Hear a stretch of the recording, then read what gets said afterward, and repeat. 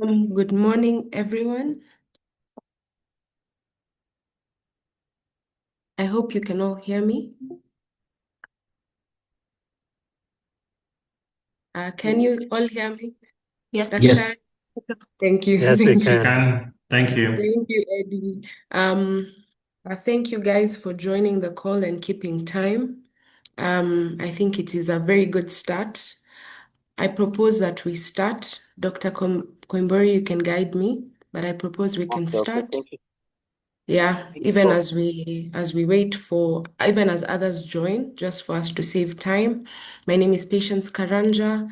I work at KEPSA as the Energy, Mining, Education, and Health Sector Coordinator. My colleague, Dr. Koimbori, is our climate specialist. He will explain a bit more. But thank you guys for joining in. Maybe I'll give Dr. Koimbori a chance to speak and then introduce our speaker also, Charles. And then from there, you can take it up, Dr. Koimbori. Karibu. Thank you so much. Please confirm you can hear me, Patience. Am I audible? Yes, yes, you are audible. So much. Thank you so much for joining this call, which came in timely. And the reason why we decided to have this call at this juncture is because of the ongoing issues, basically around clean cooking and also the issues around carbon financing and carbon credits. And one key way forward we wanted to raise is yesterday I shared a link of which to show you that the Kenya National Carbon Registry has now been made active, and this registry will make it possible for the private sector bodies to be able to upload their projects and programs into that portal, and then the process will go on from there. So it will end up becoming like a trading platform where eventually after the whole processes, which will be explained to you today by our friend Charles, who is one of the key proponents in developing that carbon registry from Vast Carbon, will be able to be with us. That is Charles Waweru from Vast Carbon, and he can confirm he is present at the call. He was joining in a few. So he'll be able to take us through that journey. And apart from that, yes, I can see Charles is present. Apart from that, just for the sake of Charles, is that he will be able to take us through a few key steps, especially around this carbon credits and carbon market space. And also within that discussion, he'll be able to touch not exclusively about focal networks, because that uh, matter is still in the court. It's being discussed in the courts. It's under discussion, but he'll be able to talk about which are some of these challenges that the clean cooking sector is facing generally, not specific organizations that will be mentioned, and how, well, what is the way forward, and how does he see this market moving forward. As I said yesterday, they were able to launch the Kenya National um, Carbon Registry, and the Vast Carbon was one of the key drivers and consultancy firms that actually came up with that platform and software. So you'll be able even to take us through that process so that now also you can understand what it entails for you to register a project there. And if you have any question around the carbon market space, he'll be able to answer that question. He's also a certified trainer around carbon market and carbon credit. So also you're in good hands. And this is a timely discussion that I talked to him and I told him it's good to have this discussion with the private sector bodies, because these are your key off-takers. These are your key customers. They have projects and programs that they believe are carbon credit worthy. And remember, the private sector is looking for any way they can be able to finance and scale up their businesses, moving away from the traditional financial models or mechanisms where banks require collateral. So green financial instruments is one way in terms of using green bonds, carbon credits, sustainable linked loans, impact loans. So that's where we come from. So for the sake of time, my introduction was made earlier. I'm Dr. Jason Koibori. I'm in charge of circular economy and climate change, with at least interactions with sectors around agriculture, water, environment, and also energy and blue economy based on my expertise.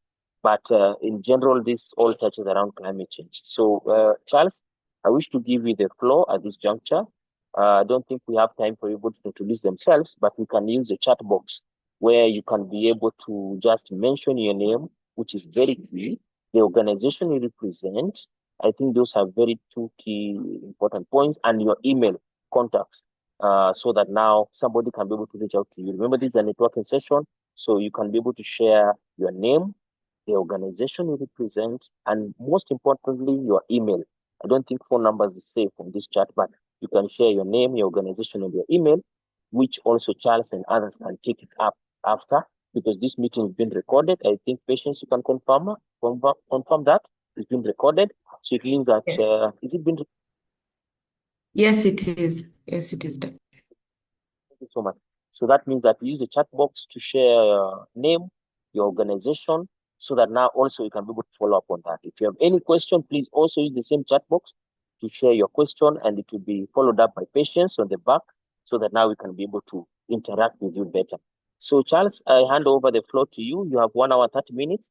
At least the first less than 60 minutes, maybe 50 minutes, you can use 25 on the other part and 25 on the carbon registry, so that at least we have 20 to 30 minutes for Q&A, and then we wrap it up. So over to you, Charles. Uh, Thank you so much. Please confirm you can hear me without any background noise. I can hear you. There's no echo and everything is clear. Okay, lastly, confirm you can see my screen being shared. Rodin, Can you see my screen? Rodin, yes. You Okay. can see it clearly. Great. Good morning, everybody. My name is Charles Sovero. I'm the director of carbon projects at a company called Vast Carbon. We are a homegrown company based in Nairobi, Kenya, but we've got a number of projects across the ecosystem. And I will try and do some bit of justice in just taking us through carbon markets 101. Key thing here, I'll be focusing on just some very few basics of what carbon market is all about, and then looking at some of the different types of opportunities or projects, because knowing that CAPSA, there are different enterprises, there could be different lines of interest in terms of different sectoral scopes, as well as also I'll be looking at some aspects to do with the pricing of carbon credits, some bit of financing, and as well as some of the examples of carbon projects.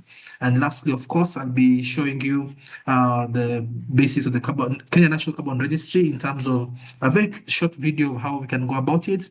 Hopefully, it can be done within 50, 60 minutes, and then we have a more lengthy session for Q&A. Nevertheless, given that some of this content is going to be a bit slightly technical, I'll be having intermittent pauses to just pick a question from the chat box to be able to respond to. Ideally, today will just be very pretty much surface level, because there's usually quite a bit to cover, but at least this being the first meeting, I'll try to be as brief as possible. And if in case I'm moving too fast, please make sure you can just put in a comment in the chat box, and I'll also be able to see. I'll also be turning off my video now for just making sure I can focus on the presentation slides. And yes, in case there are any quick questions, please, you can also just raise your hand. I'll try to minimize the number of hands so I can focus more on the question typed in the box, but we'll also make sure we have a 30-minute session for direct Q&A. What we do as a company essentially is quite a bit. We do quite a bit of development of climate technology tools. For example, what have we been helping the government of Kenya through GIZ to build Kenya's national carbon registry. We have also been able to deploy an IoT sensor, that is an Internet of Things sensor, within electric working devices to allow monitoring or remote monitoring of those devices. We provide quite a bit of advisory services across a number of partners and geographies, but our key strength usually is in carbon project development, where we're talking about end to end. I'll also briefly talk about that for you to have a better expectation with respect to how long it will take you to get a project developed, registered, where you're going to do it, etc. And of course, we are also very keen on capacity building, because we believe that for us to unlock Africa's carbon market potential, the communities that you're trying to support, such as yourselves, must have a good understanding of the opportunities and, of course, carbon markets. Yes, so typically we usually have these slides for a detailed presentation. However, I'll focus mostly on the areas that Dr. Kimbori had mentioned as an his interest to KEPSA. And of course, I'll be able to share some of the slides to the audience after today's call, just for anyone who wants to do a quick recap. Now, the first thing that is very, very important is understanding the basis of carbon markets. Where did we come from? Why do we have this ecosystem? And I'll give you a very simple example. Way back in school, remember we talked about the so-called agrarian revolution, where people were doing a lot of agriculture, but over time, we started to move towards mechanization. Now, the mechanization spurred into what we call now the industrial revolution, where now countries, especially those in the global north, started to rely on a lot of massive energy such as coal, oil, and gas to really do a lot of industrial processes like some of it that are doing. Now, one of the unforeseen consequences was that some of these industrial processes were resulting in emission of a particular or different kinds of gas in the atmosphere. Now, what we didn't know, we only came to fully know this later in the 1970s and 80s, was that certain gases, when they go into the atmosphere, they tend to trap in a lot of the heat, preventing it from escaping, and therefore, over time, it's increasing surface temperatures. I like to use the example of two examples. One is the example most of us might be familiar with within the city, that is a sauna. When you go into a sauna, the way the sauna works is basically that there's a lot of steam trapped within the particular room that allows your body to like heat up and hence enjoy the sauna. But were you to leave the door of the sauna to open, then the steam goes away and the sauna is no longer as hot as you wanted it. Okay, so that's an example of what's happening in the global atmosphere, whereby a lot of industrial processes are emitting certain kind of gases that are trapping the heat from escaping from the planet. Another example for those of us who have been into the farmlands will be the example of a livestock shed. You will note that if you go into a livestock shed, for example, you'll be encountering two or three main things. One, there'll be a smell, and two, it'll be somewhat warmer than the outside. The reason why the smell is because of the methane coming from the animal waste, and the reason why it's slightly warmer is because methane, like these other gases that are trapping heat, is one of those gases that are known to be trapping the heat. So similarly, you can imagine at the planetary level, when all these companies are doing the industrial processes, which is very okay, it's releasing some of these greenhouse gases such as methane, carbon monoxide, carbon dioxide, which remain in the atmosphere for far too long, and it tends to trap heat. So how then carbon market comes in is because in the 90s, then the scientists were able to publish some of these reports, and the United Nations decided to take up these reports more seriously. And then it was decided that nations need to start taking active steps towards reducing or removing or avoiding the emissions of these so-called greenhouse gases. Now, because it's going to be a very costly expenditure, it was then designed that we must find ways within which we can look for innovative ways to finance such kind of projects. And therefore, any project that is designed to reduce, remove, or avoid greenhouse gases, which will be taken as a form of climate mitigation, is now considered to be a potential carbon market project. That's how the carbon market is all about. Developing projects, climate mitigation projects that are designed to either avoid, reduce, or remove the greenhouse gases. And the various examples, for example, I'm sure most of you have seen a lot of tree restoration projects, because trees breathe in CO2, and CO2 is one of those greenhouse gases. That's one of the simplest examples. Most of you have also been exposed to what we call this clean cook stores, a store that is said to be, let's say, 60-70% efficient, that will make sure you use far less firewood or far less charcoal, for example. That is also a potential mitigation project, because it's reducing the amount of greenhouse gases. Others of you might have heard of things like biochar, for example, whereby you're taking agricultural waste that will have ordinarily been left in the field and to decompose. So any project that is able to be designed towards reducing or removing those greenhouse gases could potentially be what we call now a climate project. And that's really the basis of the carbon markets. We are trying to do all these projects so we can reduce global temperatures by about 2 degrees to what it was in the pre-industrial era. I hope that one is very clear in terms of why we're doing it. And of course, the question will be, what is in it for the global south? Considering we don't emit much, then that's very fair. Later on, we shall be looking at what you call about the international mechanisms. It was quite clear that the global north had done the vast majority of the problems within the global south. And therefore, the question was, what is in it for the global south? So it was somewhat not agreed in writing, but the Global North simply said we cannot really do much of these things because for us, industrialization, energy, etc., these are national security matters, and we really want to just stick to that. But we have no problem in offsetting by going to the Global South and buying some of these initiatives. Of course, some countries in the Global North, like India, China, for example, they do some of these kinds of mitigation projects, but it's not as much as the entire of the Global North. So the Global South has been playing more of the role of doing such kind of projects, what you call the offset projects, in support of those who are emitting.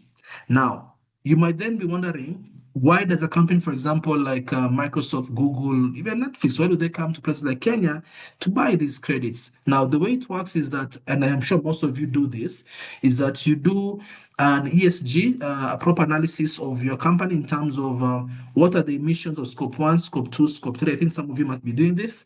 And when you do your emissions calculation from scope 1, 2, and 3, then you quantify that. So for most of these countries in the companies within the global north, their regulator, or rather the NEMA equivalent, requires them to make sure they offset. If you emit, let's say 1 million tons, they'll be required to, let's say, offset the million tons. So how do they know how much they have been able to emit? They do this kind of analysis for scope 1, scope 2, scope 3 emissions analysis, and then they're able to quantify over the last 12 months what was my carbon footprint, if I can put it that way. And then it's either they have an ongoing offset project, or they come to the market, the carbon market, and they buy these commodities, this so-called carbon offset project. Now, because we are in the business of selling air, but we have to make it like a more decent financial transaction. We have to commoditize it. So how we commoditize it is that for every 1 ton of greenhouse gases that have been removed or avoided, and we'll talk about how we quantify this, but for every 1 ton of greenhouse gases that have been removed or reduced, is assigned to be 1 carbon credit. So for example, if Netflix wants to offset 500,000 tons of greenhouse gases, what they simply have to do is come to the market and buy 500,000 carbon credits, because 1 carbon credit is equivalent to 1 ton of greenhouse gases. So it could be that they're dealing with methane, they're dealing with CO2, etc. We shall see later on how do we standardize removing methane and removing monoxide later. But the key principle here is it's a case of 1:1, and the demand comes from the need for companies to do the offsetting, and the offsetting, the amount to offset is usually determined by an analysis of scope 1, scope 2, and scope 3. And I hope that one is clear. So scope 1, of course, as we know, it will be the direct emissions that are coming from different company operations. For example, maybe some companies are burning their company, the waste being generated within the company, then that becomes a scope 1. A scope 2 in most cases will be the case of the electricity being supplied to your building. So I'm guessing the vast majority of companies in the country are relying on grid connected electricity. So it is an indirect emissions because you're using it, but you're not the cause of the emission. So it's called a scope 2. And how we'll calculate basically is because even though Kenya's grid is relatively clean, I think it's like 90% clean, it's still not 100% clean. So we're able to calculate that. And then scope 3 is from your value chain. Remember, for some of us here, we rely on raw materials to be brought into a production facility. And at the same time, once we have produced we have the produce, we then transport them to our distribution centers or our selling centers. Now, we call that upstream emission, downstream emission. So that is what we call now the scope 3. So we're able to quantify this.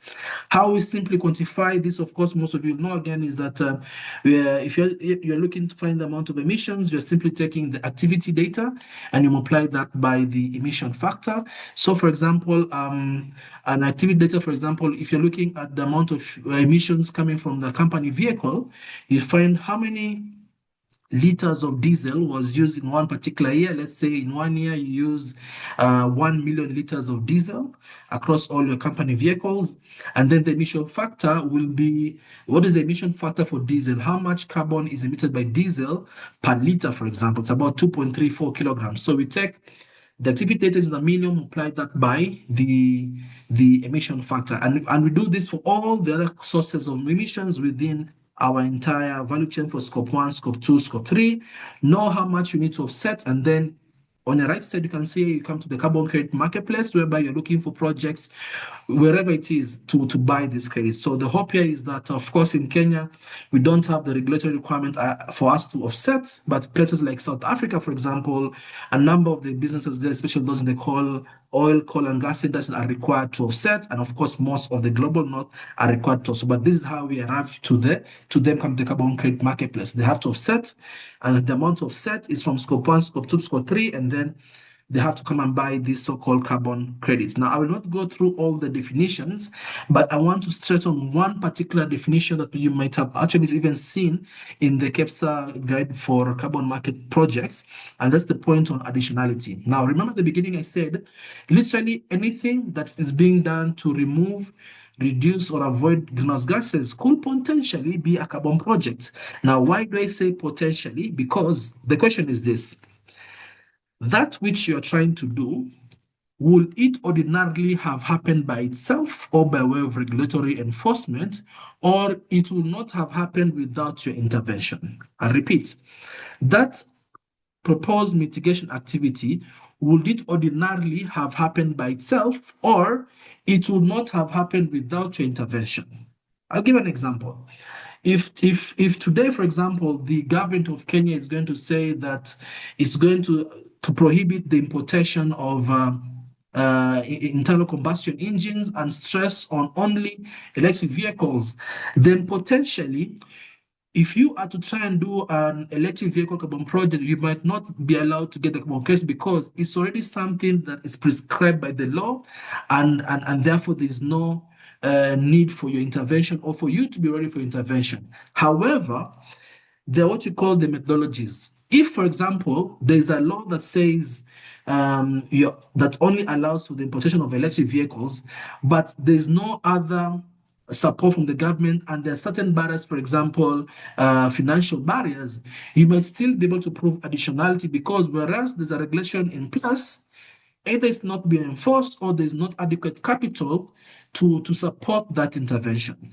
So, like in mangroves, we know, for example, in mangroves, they are prohibited, the gazetted areas. So there's a regulation in place. But because there's a scientific documents or various documents that shows that mangrove have still been deforested despite there being a gazette notice prohibiting the use of mangroves, you can then be allowed to do the carbon project. But what's important is to make sure that that which you're trying to do will ideally not have happened successfully without your interventions. And there are different ways in which we interpret additionality depending on the different sectoral scopes, and it's something that I think can be examined on a case-by-case basis for those of you who are really looking into going into this particular venture. I'll not go through all these things. As I said, I'll be able to share with you these slides. There are a number of greenhouse gases. There's methane, there's carbon dioxide. I think you're all familiar with all these gases. Now, the key thing is this: it's on the principles of standardization. You know, for example, in our metric, our system of measurement, I think we use kilometers, we use centimeters and whatnot. So somebody is doing a methane reduction project, somebody is doing a carbon dioxide reduction project, and so forth. We have to find a way within which we standardize how we examine this. So how we do it is by what we call global warming potential. Now, these gases are all able to trap heat, but some of them are more lethal when it comes to trapping heat than the rest. So, for example, methane can trap heat more intensely by 29 times more effectively than, let's say, carbon dioxide. Now, because carbon dioxide is the most abundant of these greenhouse gases, carbon dioxide is taken as the reference gas. So if methane, for example, has a global warming potential of 29, meaning it can trap heat 20 times more effectively than carbon dioxide, then it means if I remove 1 kilogram of methane, I have essentially removed 29 kilograms of CO2 equivalent. What I'm trying to say here is that the more complex, the higher the global warming potential of a gas that you're trying to remove, it means you are doing more of the mitigation than the rest. There are these gases, for example, those in the heavy industries, for example, sulfur hexafluoride. It's a very little gas. Its global warming potential is like 23,000. which then means if I remove 1 kilogram of sulfur hexafluoride, for example, I've essentially moved 23,000 tons of CO2 equivalent, for example. So different gases have got different levels of complexity. So the more complex a gas like methane, that means you're likely to get more carbon credit. But just to show you that all these gases can be removed, and we shall be seeing some of the examples. Now, having understood the basics of carbon markets, it's also very important to understand one thing. The way in which the carbon market has been growing over the last couple of years is that we are moving towards an age or a scenario whereby things must be done in compliance or in support of the host country, or if you can just simply put it in simple language, is Kenya, your government. Now, in the case of Kenya, we know that the Ministry of the Ministry of Environment, Climate Change and Forestry, under Dr. C.S. Baraza, has published, or rather, they've got a strategic approach in which they're looking at the carbon markets. And these are 6 core pillars that they're very keen to ensure everything is anchored on. And of course, number one, you as businesses know that policy clarity and regulatory clarity is one of the things. And that's why from 2023, the government moved to make some amendments to the Climate Change Act, which, as you know, is anchored under EMCA. The EMCA is the Environmental Management Act. Now, this particular this Climate Change Amendment Act is basically anchoring all the carbon market policies and whatnot. And when the act was passed, there were supposed to be 4 other subsidiary or 4 other supporting regulations. So far, at least one of them, 2 of them have been published. The first one that was published in 2024 was the carbon market regulation, which now gives us a stepwise process within which you, as an SME, can go about developing a carbon project. And we shall look at that in the next screen. We also have the other ones, which will be the carbon trading regulations. There's an intention to have the Capital Markets Authority provide a trading platform for these credits. Of course, there are a number of technical things that have to be resolved, but there's that particular intention. And actually, the Executive Order 1 of 2025 from the Office of the President indicates that matters of carbon trading will be a preserve of the carbon market, the Capital Markets Authority, CMA, whereas the Designated National Authority, NEMA, will be more on the technical and operationalization of the carbon markets. The other regulation that is being cleared is what we call the carbon register regulation. Now, that is the regulation that's going to be anchoring the utilization of what we call the Kenya's Carbon National Registry as well. And then lastly is what you call the non-market mechanism. Non-market mechanism means there are ways in which development partners like JZ can help Kenya in scaling its climate ambition. And for example, JZ has really been supporting Kenya in terms of training and capacity building. So that's also something that's going to be anchored by law, for example. So policy clarity is something that the ministry is very keen. Then there's institutional coordination. Yesterday, when this register was being launched, the PS was very clear, PSK was very clear that if you want to do anything pertaining to carbon markets, the central office, there's only one office for these matters, and it's the Designated National Authority, and the coordinator, Dr. Anu Mambia, and it's under NEMA. So if you want anything to do carbon markets, registration, clarification, that is the office to go to. You should not communicate with any other office, but when it comes to official matters of carbon markets, that is the office you're supposed to be dealing with. Now, the ministry is also very keen on environmental integrity. I'll give an example. We have been having cases over the last 3 or 4 decades, actually 2 to 3 decades, when it comes to verifying some of these claims, especially in the forestry sector and the clean sector. So the government is very keen to make sure that projects that are looking for certain kinds of authorizations are able to ensure that their monitoring, reporting, and verification systems are watertight. You, as a business person, I want you to think of it like your internal audit controls. Today, if I'm one of your employees and I tell you I've spent 200,000 shillings in buying some supplies, you will ask me for receipts that are going to be backed up, of course, by the ETR the ETR receipts, if I put it that way, because you want to see has Charles actually spent 200,000. So think of it in the carbon markets. We'll be talking about later about the MRV system, which is also very an important tool. Then projects must also be developed with the community in mind.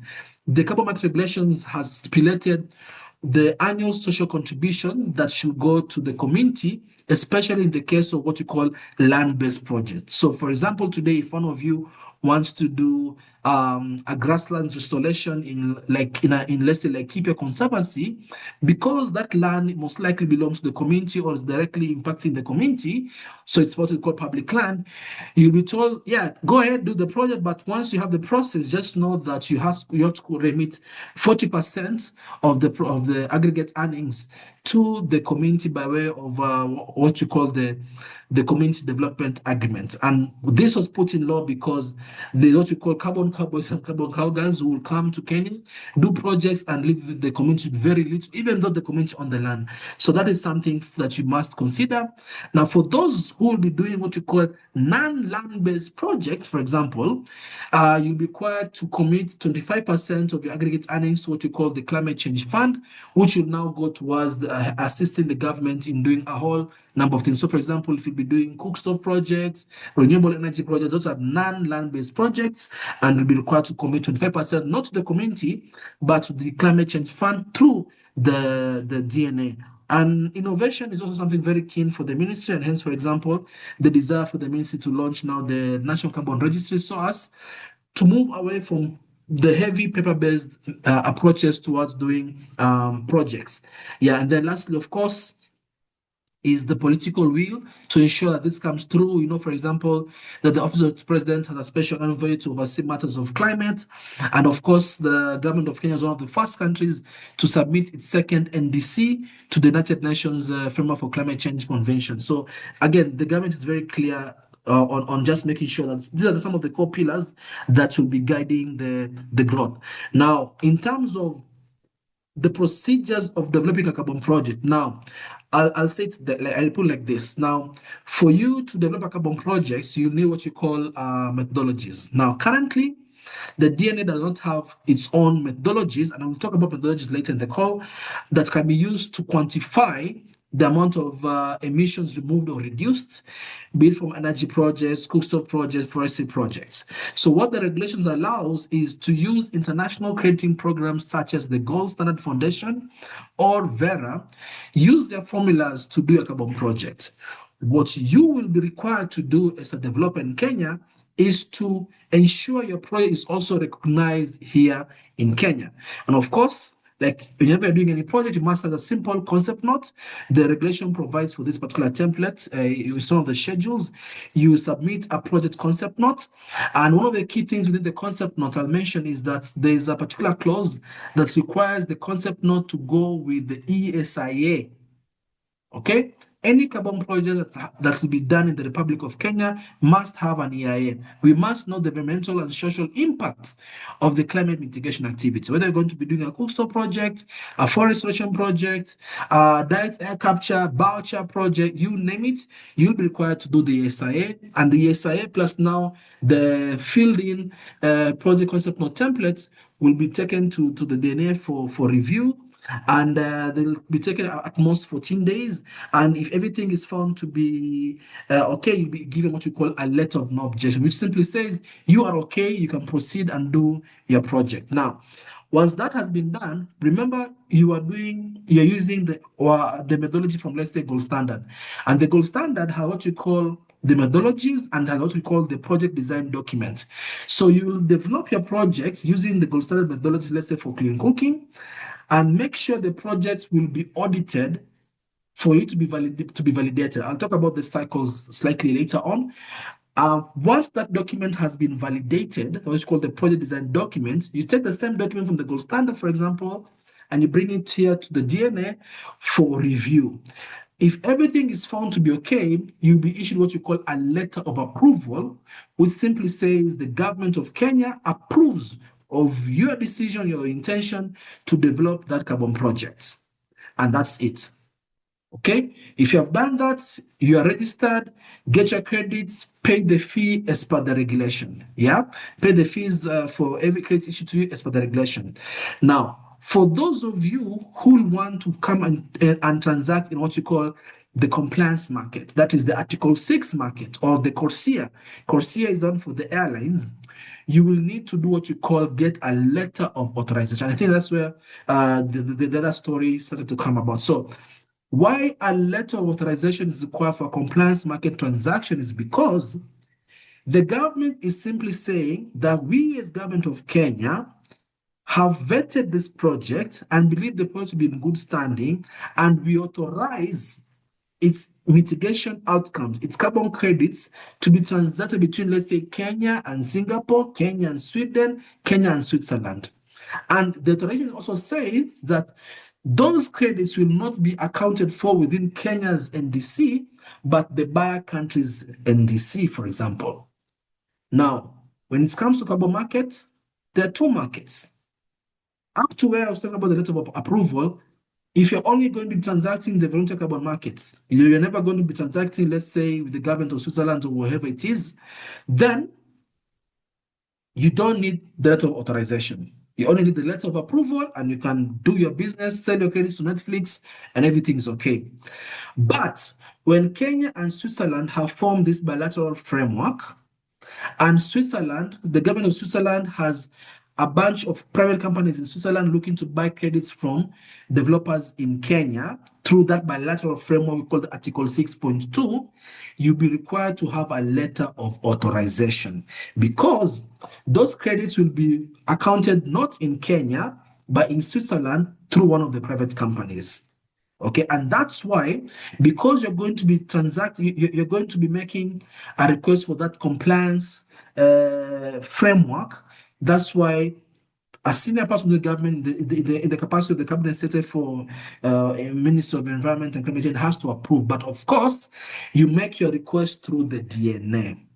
Okay, and then the government has its own ways of checklist. Now, one of the main checklists is what you call the whitelist. Which projects has the government of Kenya allowed to be issued a letter of authorization? Okay, now those projects are most likely the ones listed within the NDCs and are what are classified to be the hard to abet. Now, the government of Kenya has not published that list for the Article 6.2, but it has published the list of whitelist projects for Article 6.4, and some of those projects are things like electric cooking, waste to energy, methane reduction projects.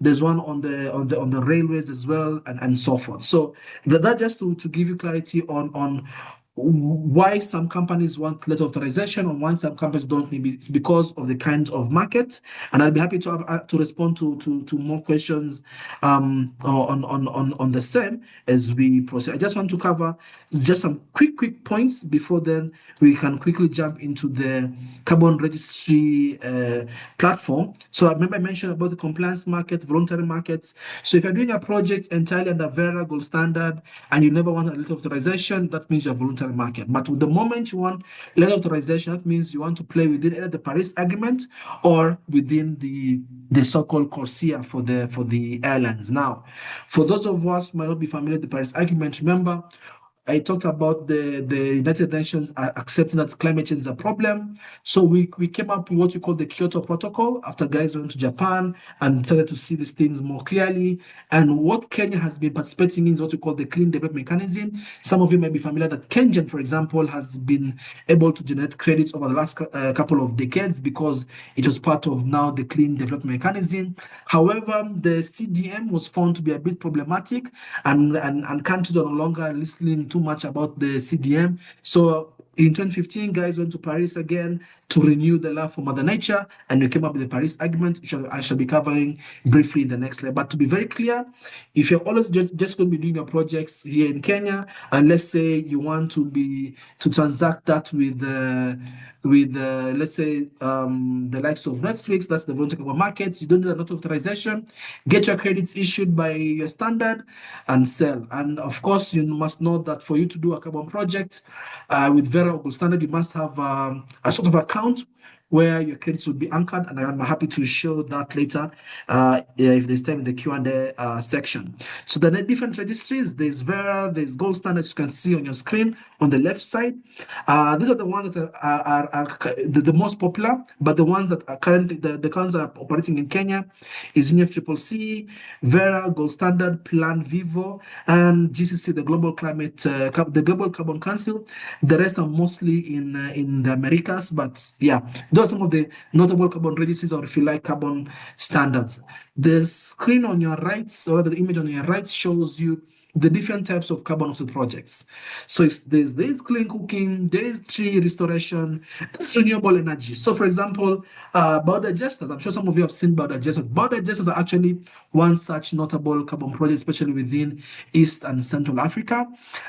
In parts of Africa where people have got challenges in getting safe drinking water, that has also been a carbon project, because the argument being made is that if Charles is in rural Muranga and he does not have access to let's say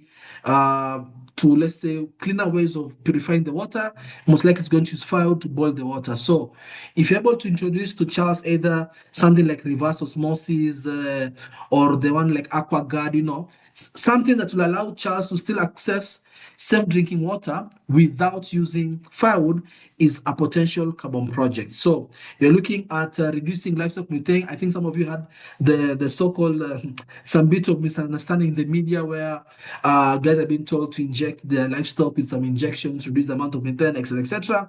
So there are projects that whereby you can reduce the amount of methane coming from a livestock by changing its animal feed, and that's a number of projects that have been registered globally.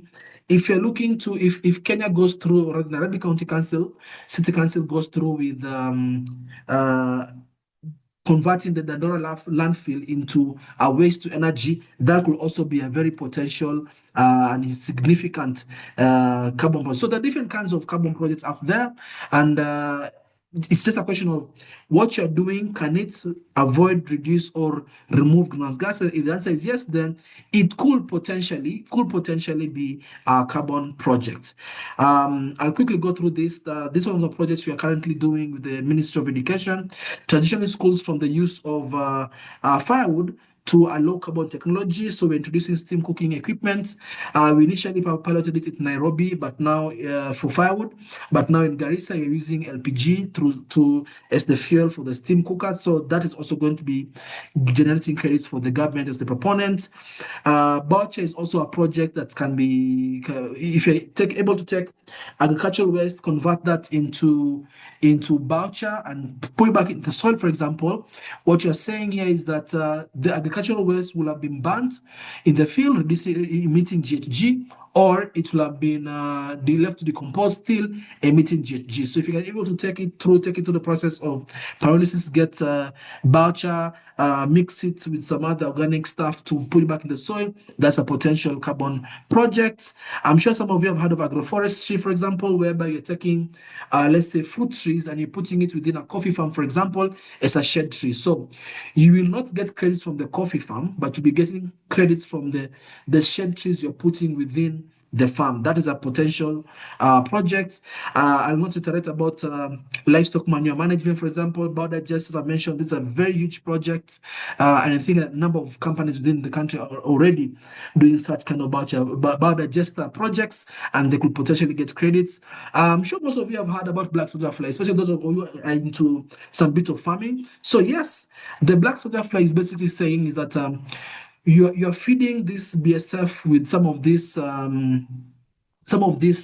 organic waste, because if the organic waste was left there, they will decompose and emit the methane. So with the BSF, the black soldier fly, what you're simply saying is you're avoiding methane emission by using these kinds of insects and whatnot. So that's also a potential project, and it's actually one registered within Tanzania.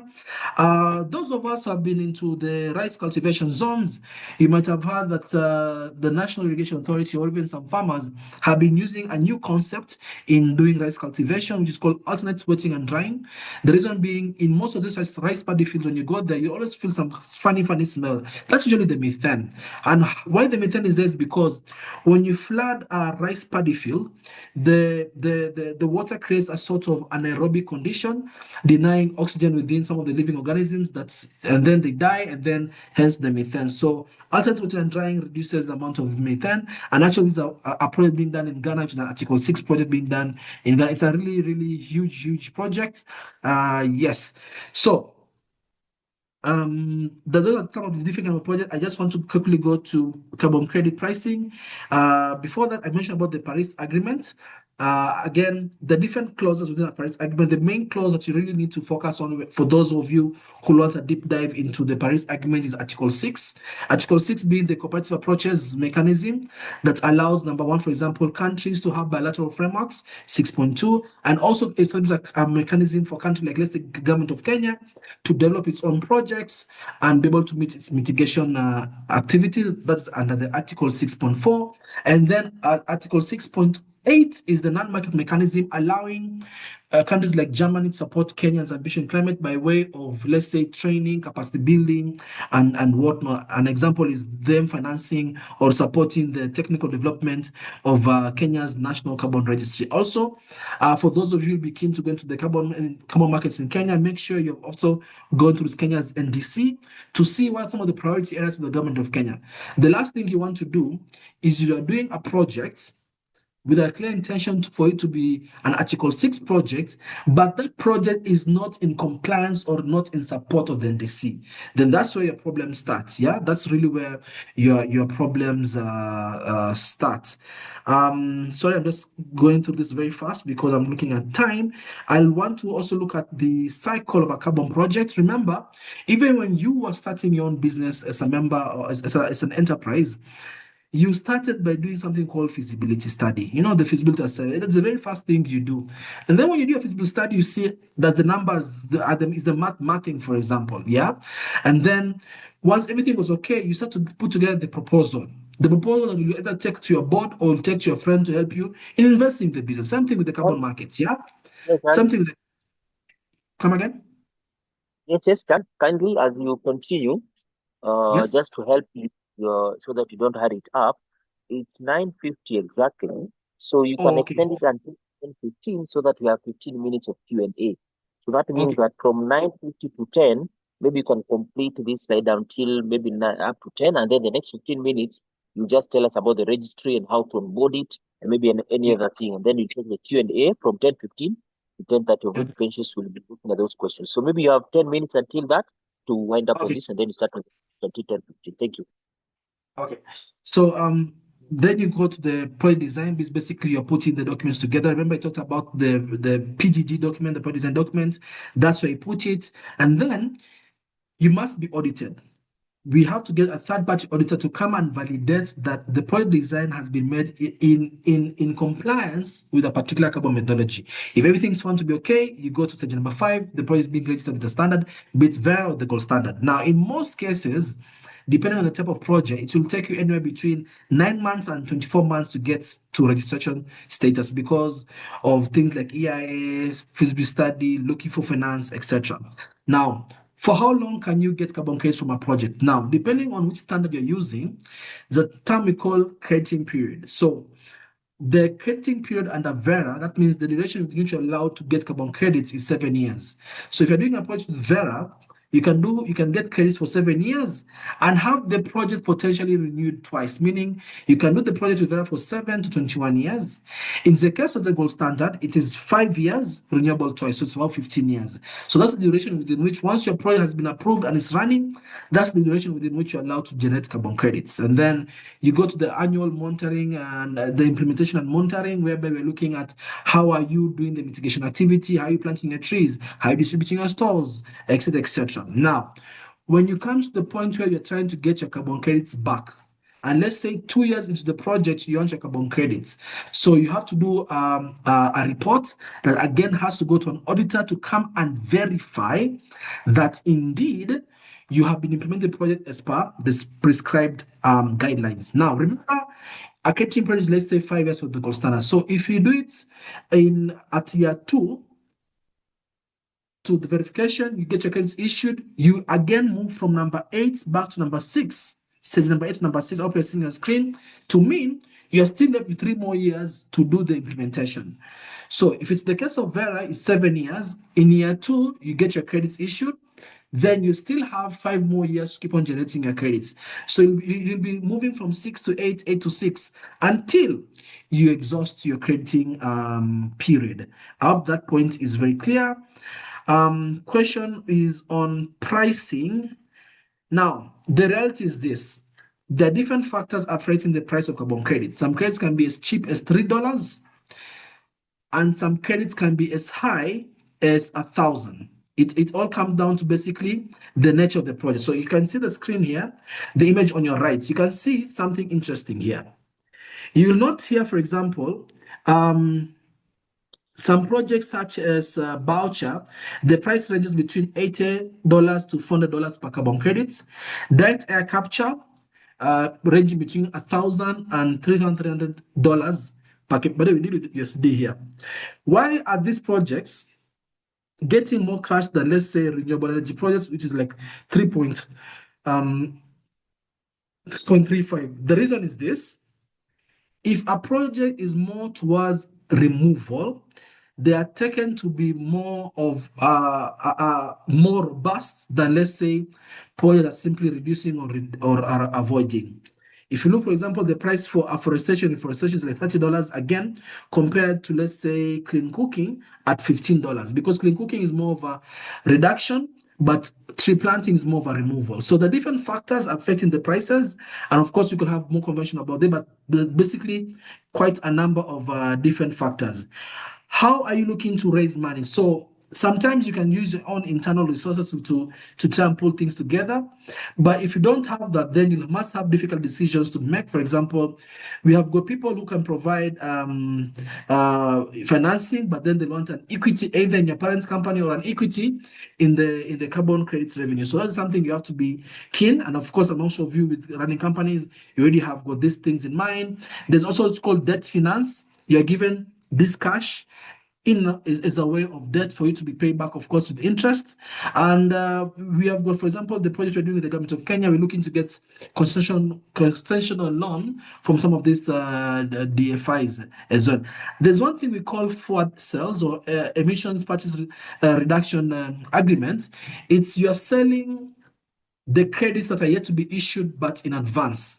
So most of the projects, especially like the ones in some of the many projects, have been able to do this because you want to scale but don't have money. So you're selling the future credits now with the guys that will sell, of course, at a discounted price. But once the credits are being generated, they already belong to the person who had already paid for this.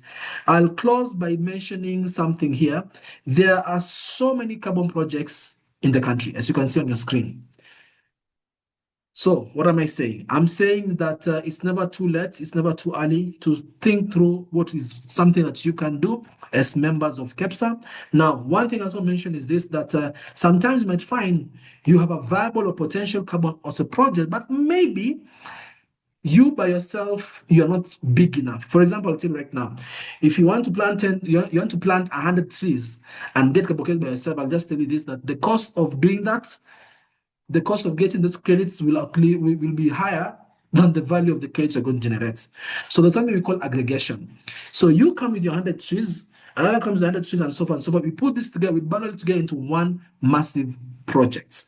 That's how we do for projects, especially small farmer projects, where like in northern Uganda, we are doing something similar. They're like 1,000 farmers, but each farmer has barely like 2 acres, which is still not good enough. But when you bundle them together, then you've got a decent amount of land we can deal with. So afforestation, biodiversity, geothermal, all these projects are currently being done by somebody somewhere within the Republic of Kenya.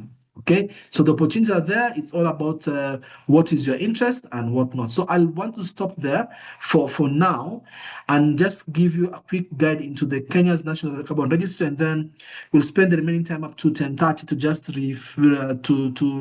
to look at the Q&A. I'll come to the chat box and review the same. So for the Kenya National Carbon Register, allow me to play this video, and I hope you can all hear it. Let me just start playing it, and then maybe Kiambra can tell me if you guys can hear it. Mm, let's see.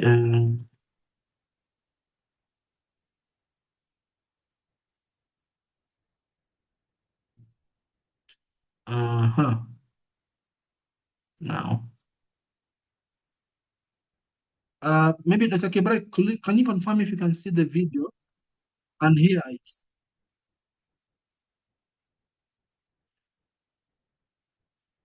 Dr. Kebra, can you hear and see the video?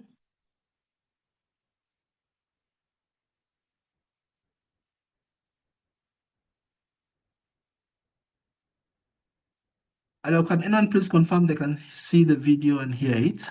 We can see the video, but we can't hear it. Let me see. How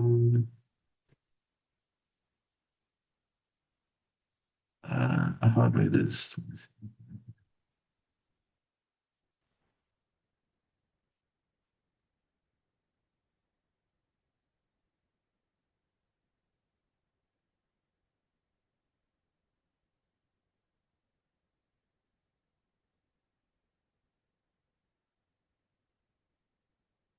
Hello, can you hear the video now?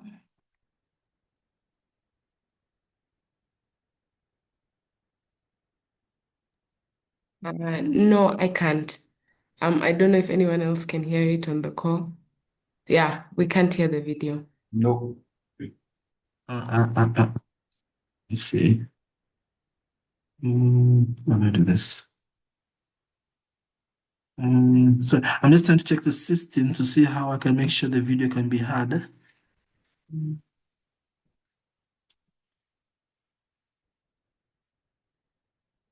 Uh-uh. Okay. Um, hmm.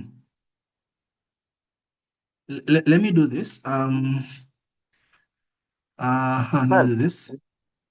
Hello? hello. I can see you want to go into the software?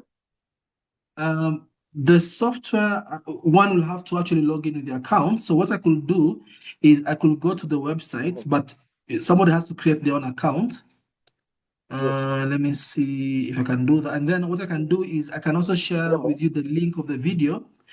Yes. On the chat box, I put the link of the video for someone to also download and just get a feel of the same. But let me just go to the website itself. Thank you. And as you do that, Yeah. we are still taking in questions, so please continue using the chat box.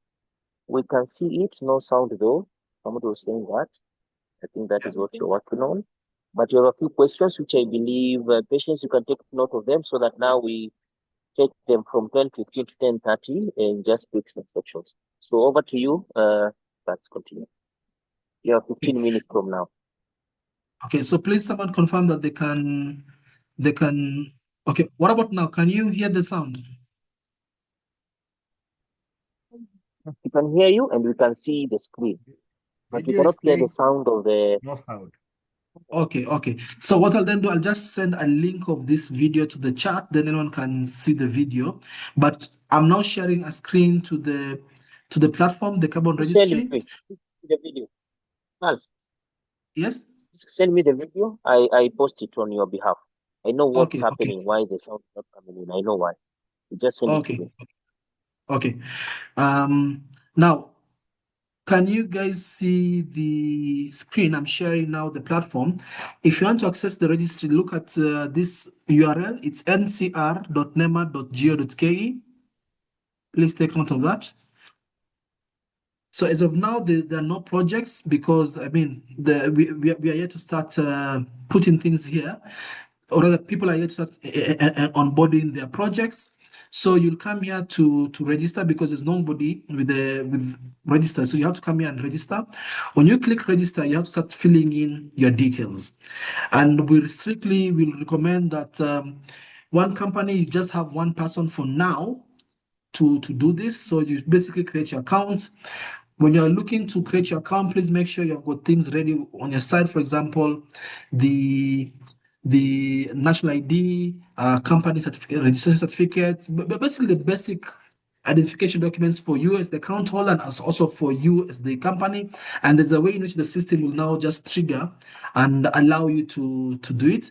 I can't do it on myself because again you have to like create your own account. It's a very simple process. Just think of it like eCitizen because it's really connected to eCitizen and so many other platforms.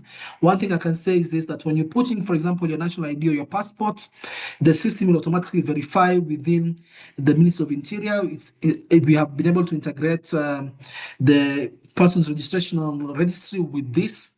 When you put in your company's registration certificate, it has also been integrated with the one for the register of companies. So everything will be validated. When you'll be uploading your environmental license, for example, it will be cross-checked in what was approved or not approved. So everything is going to be counter-checked. All the fees you're paying it on the platform in terms of the registration fees for your project, and you pay by bank, but everything is again through eCitizen. So that one is for sure. And then Dr. Company, let me just forward you the link to your WhatsApp, and then you can see if you can play it on your WhatsApp once I'm done presenting, if there'll still be time.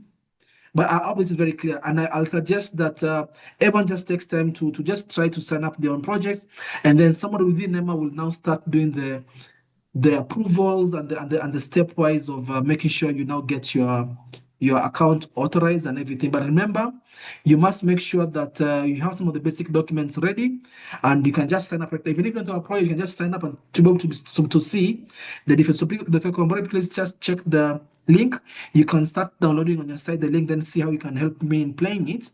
But in the meantime, I can stop there, look at the questions being presented, respond the ones on the queue, and then maybe once you're ready, Dr. Kyombori, you can now play the video from your side. So let me go to the chat box and start responding to the questions. Let me see. So there's a first comment from say, I honestly think the carbon credit market is a scheme to slow down development in the emerging markets. It's applied to slow down development so that the innovators can change the world fuel economy. Okay, so this is more of yeah, it's a fair critique on carbon markets. Remember, I mentioned that there's increase in global warming and the different ways in which we as the different developers or scientists within UNFCCC are looking to reduce greenhouse gases, and carbon market is one of many things. So remember, in climate, you can talk about mitigation, you can talk about adaptation. So carbon market is mostly on on mitigation. So I fully appreciate the comments, but I'll yeah, it's a fair point, but again, it's a question, and that's why we say that every carbon project must have an ESIA license to make sure that they're able to what's the word, to make sure that there's no net harm on the environment. So like the projects you have mentioned, they are yet to be registered. That's why I said again, EIA will be required. I'm also seeing a question from Alvin. For voucher project, what is the typical scope of EIA? Specifically, should the EIA cover only voucher production and processing, or should it extend to downstream activities such as application? So actually, Alvin, it's both. So the EIA for a voucher project will cover one, the place where you're putting the pyrolysis or gasification machine. Number two, will also be, you shall sample some of the farmers who have been using your voucher as well. Because remember, for voucher, it's about converting the agricultural farm waste into something that can be having a soil application or non-soil. So if the soil application will be putting it as a sort of soil amender, we'll have to check that. If the non-soil application is to use raw voucher as a construction material, which is possible, then that also has to be done. So it will be basically be on both on the pyrolysis machine, the production process, and also its application. I hope, Alvin, that is correct. If not, please respond in the chat box. Catherine, it seems unclear the 25 contribution from aggregate earnings concern only carbon credits or other forms of financial support. Also, a subsidy considered when within the broader framework earning. Okay, good. So again, to be very clear, within the carbon market regulation, it says that the 25% contribution for non-land-based projects is based on aggregate earnings. Aggregate earnings on carbon credit sales only. Okay, so if you sell your credits and let's say get $2 million, apply all the costs of you getting that credits sold at $2 million, whatever is left, I think we call it net profit, apply 25%, that is what is going to be required to be submitted. So it's on the aggregate net earnings from the carbon project and not the parent's business. Our button is very clear. So for example, if I can use the example of Alvin's example of voucher, when you're doing the voucher project, you'll have two main products. One, you'll have the voucher that you can be sold as a soil amender, and two, you'll be getting the voucher credits. So the 25% will be applicable on the revenue, aggregate revenue from the sale of the voucher credits and not the voucher soil amender. I hope that one is clear, Catherine. If not, please respond in the chat box. Wandera, if a company offsets carbon, why should they come? Now this is a very, very so let me read Wandera's question. If a company offsets carbon, why should they commit 25% to the government? Why can't the government give incentives to enhance such innovations or initiatives? What are the mechanisms put in place to ensure that the money paid by global big polluters trickles down to the real project innovation? Is that based on how much GHG and innovation offset to qualify? Okay, so multiple questions. So number one, there are companies within the carbon market space in Kenya that have gotten some sort of incentives to do what they're doing in terms of mitigation.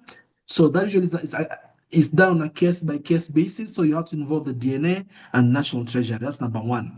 How we ensure the money goes to the communities is as follows. Number one, in terms of Kenya's carbon market regulation, if you're doing a land-based project, 40% will go to the community. And how do you know that's for sure? Because if you're doing a land-based project, one of the requirements is that you must have a community development agreement. To be clear, if a county has got 5 distinct communities and the definition of a community is defined within the regulations, you then have to have 5 distinct community development agreements that stipulates this profit when you're giving to them, how is it exactly going to be used? That's number one. Number two, from the international crediting program like Gold Standard, Plan Vivo, and Vera, especially Plan Vivo and Vera, the methodologies and the standards require you to have a benefit sharing mechanism stipulated and will be verified by the auditor. Okay, these are things that have been imagined the last 2-3 years that were never there in the past. So that is how we ensure that all these resources or benefit from the carbon markets are able to trickle down. Now, baselines on how much GHG innovation offsets, you have to give an example of which mitigation activity. Are you doing renewable energy? Are you doing biodigestion? Because every innovation has its own sequestration potential. Number two, before doing a carbon project, remember I mentioned a cycle called feasibility. You must do a baseline study as part of the feasibility to know what is the amount that you're going to be offsetting. For example, if you want to put a biodigester, you must do a baseline study to see the amount of GHG that are being emitted from the business as usual scenario. How are people using the animal or human waste in their farms? Then that's the baseline. And then now, from the way they're doing things in the baseline, what is the amount of GHG? We quantify that. Then, when we introduce your biodigester, we quantify how much GHG is still being emitted now that you have a project device. So you have to do the before and the after the introduction of the project activity. In the case of cookstove, you must do a business study to see if your cookstove project, let's say, being done in, let's say, Muranga or let's say Nyeri County, you have to do a business study and see what is the amount of greenhouse gas emitted from houses in Nyeri County that are using firewood. Then, when you give them your improved cook stove, what is the amount of emissions that is still coming from the kitchen now that they're using firewood, but they're using your cook stove? So I hope that those answers are explains to Wandera's question. And then Alvin, how do tax authorities typically treat carbon-related revenue for VAT purposes? In particular, are carbon credits generated as taxable supplies or services, exempt financial instruments, or out of the scope of VAT altogether? Now, that's a very, very interesting question that's been posed to both the DNA and Treasury. So as of now, the main, let's call it tax liabilities. You see, the thing is this. Number one, if you view carbon revenue as part of the overall company revenue, so there'll be the normal tax from that. But in terms of VAT on carbon, that has not yet been introduced because it has a wider implication. So the way the government of Kenya is looking at taxing, quote unquote, carbon revenue is what is prescribed right now in the regulations.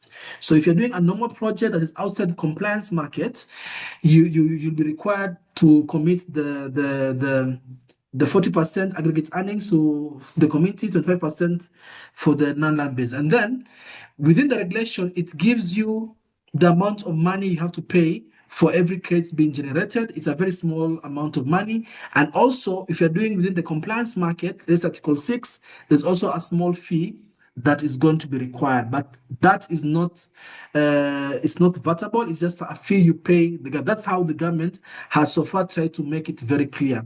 However, if you consider carbon revenue is going to improve the earnings of the company in totality, then of course there's the corporate tax to deal with. I hope that one is clear.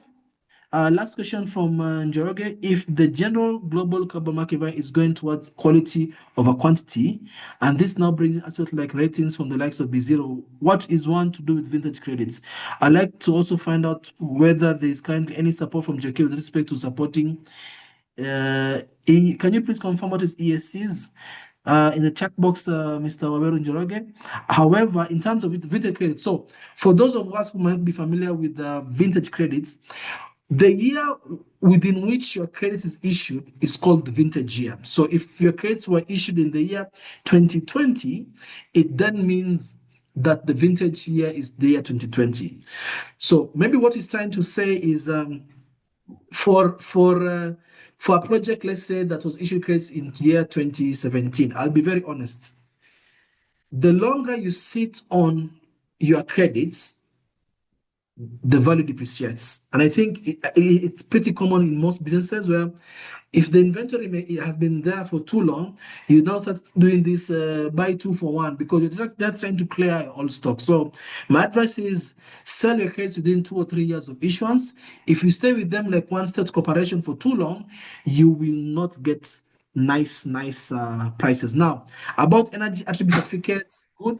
We are now coming to the realm of what we call now the RECs, renewable energy certificates. So that is something that is the domain of EPRA. I think they were given the authorization to handle RECs. If I'm not wrong, sometime in Q2 of 2024, if I'm not wrong. So that is a pre-sub for them. And I'll be honest, not much has happened, but if that is a learning field, I'll say please get in touch with EPRA. With respect to support, I really I really can't say much in terms of support, but if you're looking to get RECs for your renewable energy initiatives, please, EPRA is the one who handles it because RECs are not really considered carbon markets. They are very specific environmental attribute, and hence, therefore, please, I'll recommend you get in touch with the EPRA because they're the ones who manage EPRA, the ones who manage RECs and IRECs within Kenya's ecosystem. Are there any other questions maybe from anyone that can raise their hand? I don't know if Dr. Kyombari been able to get the video from your side and able to play it with audio.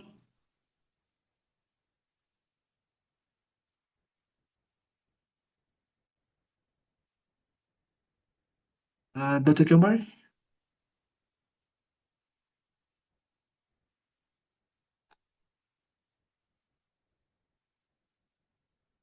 Am I audible? Yes, you are. Maybe as we wait for him to respond, we can get questions from the people on call. You can unmute or just raise your hand and we'll give you a chance to ask. But Alvin has a question on the chat, so maybe we can start there as we wait for the rest. Yes, Alvin, please unmute your mic and just ask your question quickly as we wait for Dr. Kyombori. Just unmute, then ask your spot question. To the response on the EIA, I just wanted to first ask, in the case of chat projects, with the assumption that the negative environmental effects are not a lot, would a summary project report suffice in place of an EIA? And then the second question is, what would a typical baseline for such a project look like? I'm asking this because if we were to, let's say, do the soil testing, it might be difficult to prove soil improvement later on. Yeah, so would things such as, so farmers did not have biochar initially, but now they do, without any claims of soil improvement, would such things work in that case? Thank you. Okay, thanks for that. So, number one, when it comes to EIA, as you know, you must start first of all start doing the scoping, and then usually in most cases you'll be doing it at a particular county level, and usually the county member office can always guide in terms of what to cover and what cannot be covered. In terms of baseline, remember voucher, the premise behind voucher is, or rather, if you're looking from a carbon market perspective, is we do voucher so as we can provide an alternative way to manage waste from the agricultural sector. So the baseline will be what is the amount of emission on account of agricultural residue, either burnt or left to decompose within the project area. In this, mostly usually we try and quantify. So, for example, in the projects we are doing in Mwea, we're able to quantify how much rice husk are usually generated within a particular season, and we know this from dealing with the rice millers because it was easier for us because most farmers will take the rice to the millers for processing. So we're able to quantify how much rice has, and of course, from that we can work backwards to know what was the yield, what was the amount of rice husk, and what will be the emissions if this rice husk were to be burnt, because in most cases they just burn off this rice husk. And of course, remember I told you, if you find the emissions for a particular project activity, you take activity data. In this case, will be the amount of tons of rice husk multiplied by the emission factor. What is the emission factor of burning rice husk? Then you multiply. Then you can easily know what was your baseline emission. But remember again, I've talked about carbon methodologies. So if you want to do a voucher project, for example, there are like 5 different carbon standards you can use.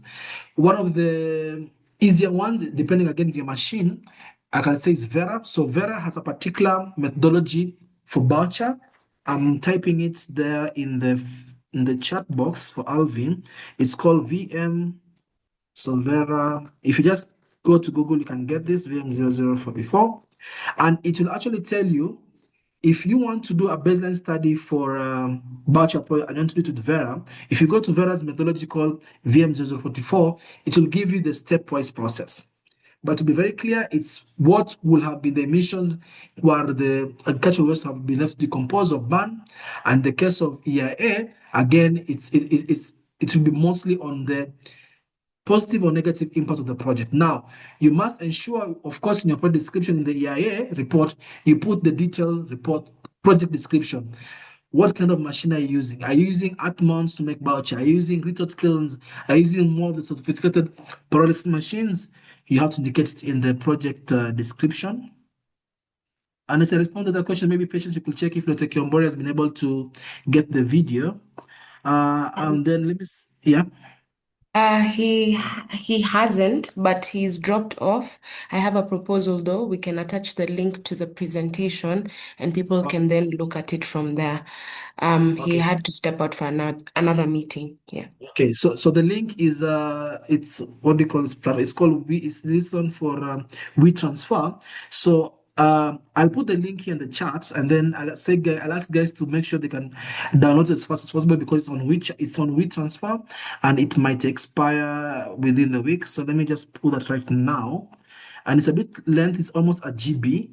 The guys are trying to make it shorter. But yeah, so I'll put the link to the video. Please download it as fast as possible, then you can view it. The other question I'm seeing from Benson. Yes, Benson. Yes, I've typed it there, but maybe I can go and ask. Yes. Yeah, please go ahead, just read it out. What's the Yes. question? So regarding reporting and calculation of the equivalent carbon on scope 1, 2, and 3.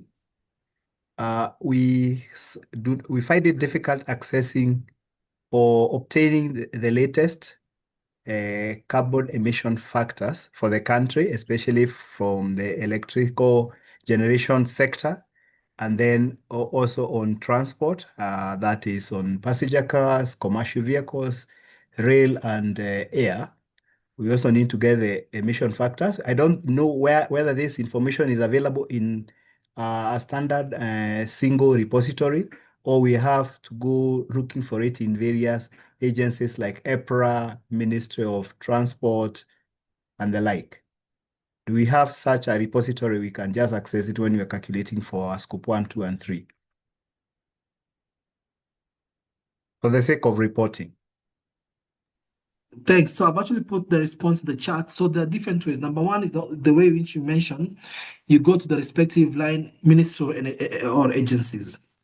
Second option is you can look at the values that these agencies have transmitted to the UN. There's a body called IPCC, Intergovernmental Panel for Climate Change. They often tend to provide some of these emission factors, including grid emission factors. And I'll be honest, some of them, yes, are not too recent.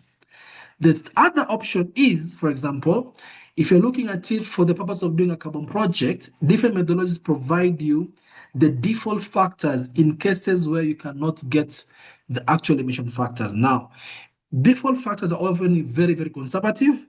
You will not like them. The other option is using prescribed formulas from IPCC to actually calculate it, if you're able to. So the easiest option usually is, in fact, for what we often do is we go to the IPCC website. They always have this emission factors for literally anything and everything. They're always made available. So once you choose your source of your reference data, it's always important to quote what was the source of that emission factor in your reporting source. It's easier for them to validate. I don't know if Benson, that helps.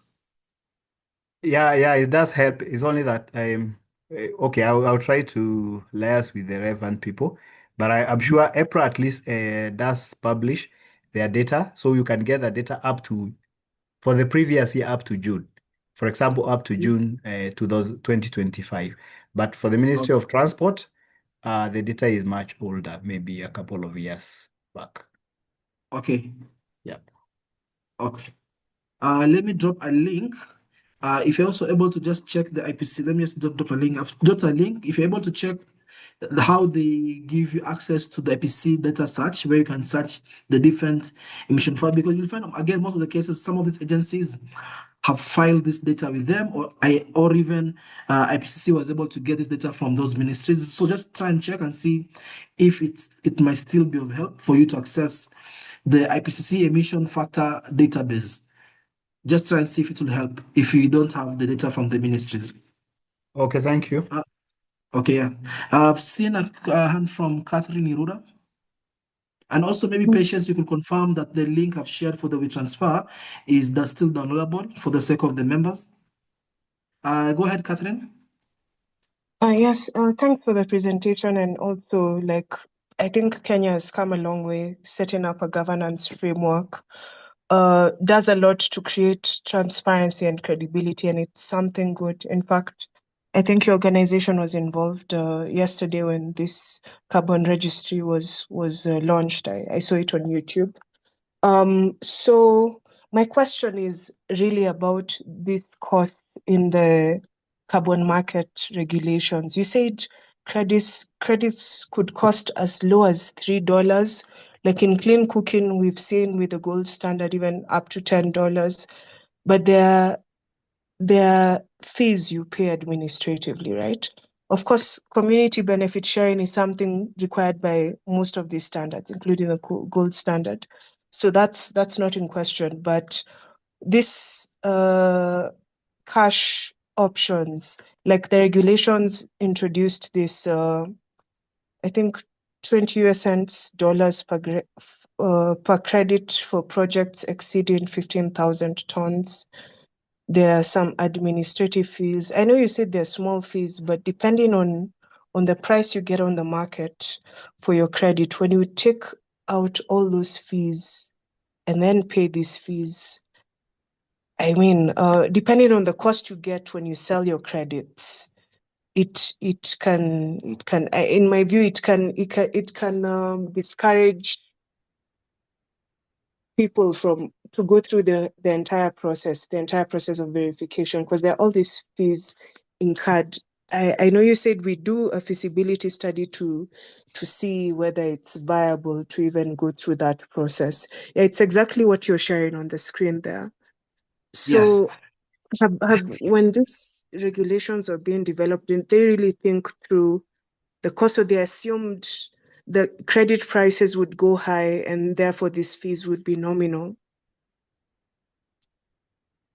Yes, so actually, not to defend the regulation, but actually, you see for example, the fee of $0.1 per credit issued, that's the same fee more or less that the likes of Vera or Gold Standard charge when they issue the credits. So Yes. the trick is this, the trick, or rather the trick of the carbon market is this. There's something we call co-benefits. So usually when you're doing a carbon project, the main focus is always on the emissions reduction or whatever, the climate action number 13. But if you're able to show a project has got these other co-benefits, for example, you're able to show a project has got is going to empower women, is going to increase education, etc., etc. There are many cases where projects have been able, let's say, for example, in clean cooking, been able to get premium price.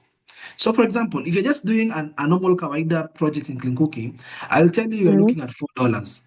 But if you're able to put in an extra effort to show an episode of benefit sharing, we are now talking about 10 plus. If you're able to show robust MRV system and robust benefit sharing mechanism, there's a project called EcoSafi, they're able to get $35 per credit. So it comes really down to what we call the project design. The more innovative you are, the more inclusive you are, the higher the price you're looking at getting.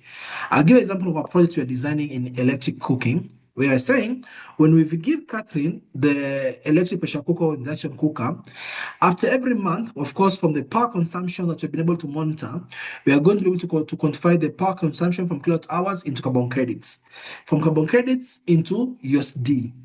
Then, from a model, we're going to give you back X% of that as electricity tokens.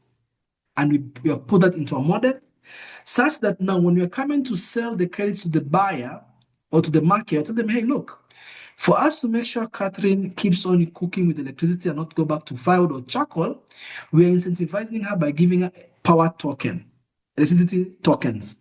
That you use that now to get a premium price. Because you're telling this person, I'm not just doing emissions reduction, I'm providing energy access, I'm ensuring she does not backslip to where she came from. So it all comes down to project design.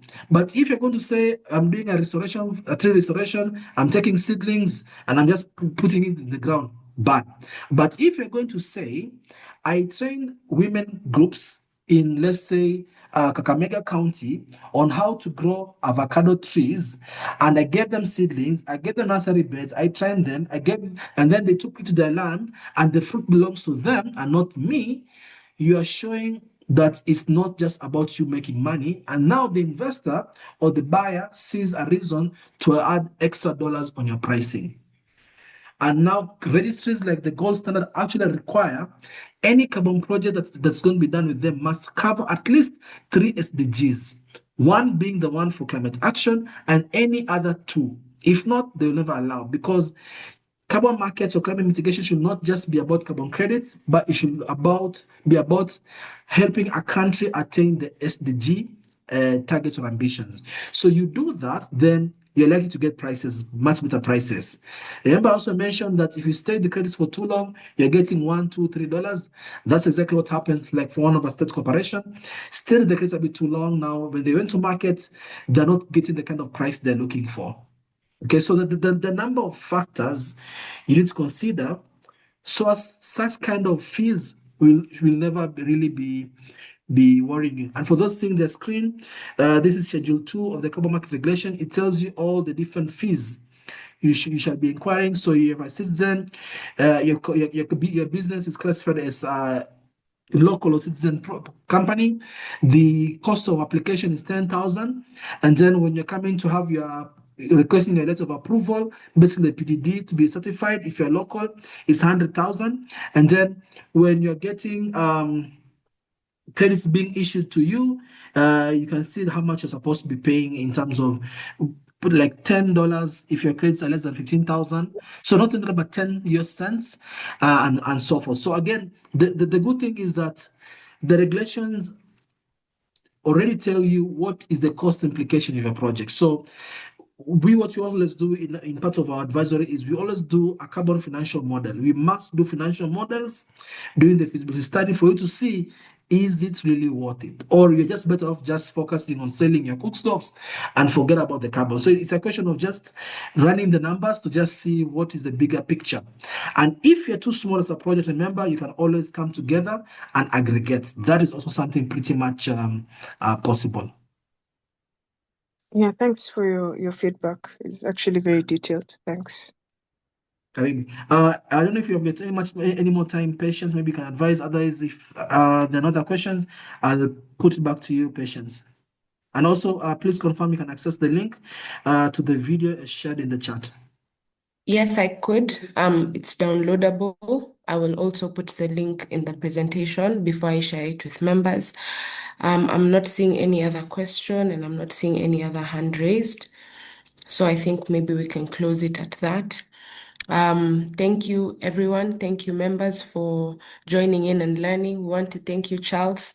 It had been a bit of a short notice, but we are grateful as KEPSA, and we're glad that you were able to come and share with us. It was a point of discussion within some of our boards, especially the Energy Board. So we are very grateful. And thank you, and I hope we can keep this discussion going as well.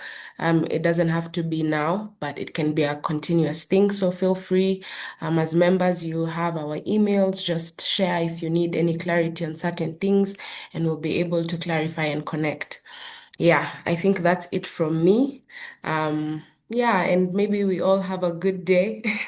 And we see you guys next time. Santeni sana. Have a lovely day and rest of the week. Bye. Bye. Thank you. Thank you, Thank Patience. you. Thank you. Thank you so much. That was very informative. Thank you. Thank you, everyone. Thank you.